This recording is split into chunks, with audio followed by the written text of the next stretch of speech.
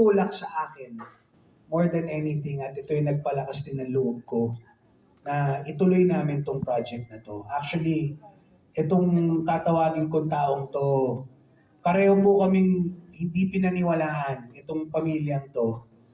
Sabi niya sa akin, di bale, gawin pa rin natin yan kahit anong maging ano niyan, basta ang goal natin bigyan ng tribute si Tatay Dolphy.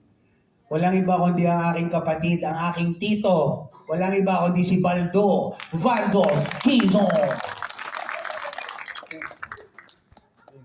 Hi.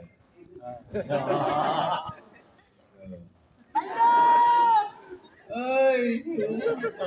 Kilala mo ba ako? Nakilala ko.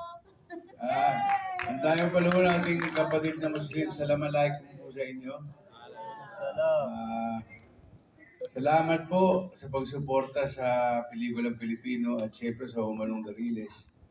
Hindi ko na pahabahin kasi maglalaba pa ako eh.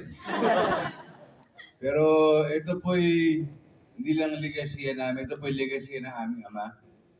Kumbaga, masarap magbalik tanaw ng mga ginagawa ng aking ama, ng aming ama. Dahil alam niyo po, ang simula Janel Marcia, pelikula niya hanggang Home Along the Riles, puro pamilya po. Pamilya lang ang kanyang pinoportray, pinapakita sa tao. Kasi alam naman po natin ang Pilipino, ang pamilyang Pilipino po, kahit anong nasumpayan ng reliyong pa yan, pag nagsama-sama, kahit ano pang pagdaanan, kaya-kaya. Di po ba? So, God bless you all. I love you and thank you. Sana po, hindi po ito ulit huli ng Riles Production at magpa-part 2, part 3, part 4, part 5, part 6. Bakit? Toy Story ka, ang dami. Oh, Fast and the Furious ka, ang dami. Ba't may Vin Diesel ka naman? Oh, Vin Tumbling. God bless you at mag-ingat po kayo pag-uwi. Maulan po at mga bata, mag-aaral mabuti. God bless po.